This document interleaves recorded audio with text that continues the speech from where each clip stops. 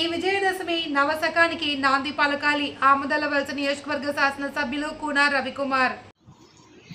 రాష్ట్ర ప్రజలు సుఖ సంతోషాలతో జీవించాలి అని ముఖ్యమంత్రి నారా చంద్రబాబు నాయుడుకు సంపూర్ణ ఆయురారోగ్యాలు జగన్మాత ప్రసాదించాలి అని దుర్గమ్మ తల్లిని వేడుకున్నానని శ్రీకాకుళం జిల్లా ఆమదలవలస నియోజకవర్గ శాసనసభ్యులు కూన రవికుమార్ అన్నారు. లలిత త్రిపుర సుందరీదేవి అలంకారంలో ఉన్న జగన్మాతను ఆయన శనివారం దర్శించుకున్నారు. ఆలయ అధికారులు సాంప్రదాయం స్వాగతం పలికారు. దర్శనానంతరం స్వామివారి తీర్థ ప్రసాదాలు, చిత్రపటం, శేషవస్త్రం అందజేశారు. అనంతరం మీడియా పాయింట్లో మాట్లాడుతూ జగన్మాత అనుగ్రహం రాష్ట్ర ప్రజలపై ఉండాలి అని అమ్మవారిని వేడుకున్నానని తెలిపారు. ముఖ్యమంత్రి నారా చంద్రబాబు నాయుడు నేతృత్వంలో కూటమి పార్టీల మధ్య సమన్వయంతో నిర్వహిస్తున్న ఈ ప్రభుత్వం నవశకానికి నాంది పలుకుతుందన్నారు. విద్య, ఉపాధి, వైద్య, ఆరోగ్య, పారిశ్రామిక, వ్యవసాయ రంగాలలో అద్భుతమైన పురోభివృద్ధి జగన్మాత అనుగ్రహంతో లభించాలి అని ఆకాంక్షిస్తున్నానని అన్నారు. అందరికీ నమస్కారం. జై దుర్గా భవాని.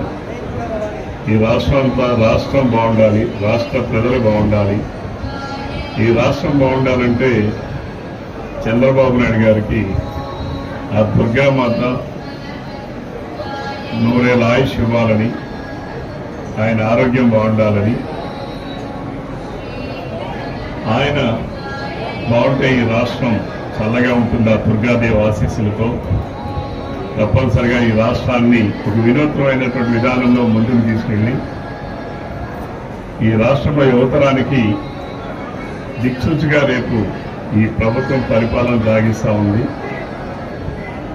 ఈ రాష్ట్రంలో ఉన్నటువంటి యువతరానికి అందరికీ కూడా ఒక నవశకానికి నాంది పలికినటువంటి కాలం ఇది. ఆ నవశకాన్ని ఇది చంద్రబాబు నాయుడు గారు సకాలంగా ముందుకు తీసుకెళ్లి ఆశీర్వదించాలని చెప్పి నేను ఆ దుర్గమ్మ తల్లిని వేడుకున్నాను.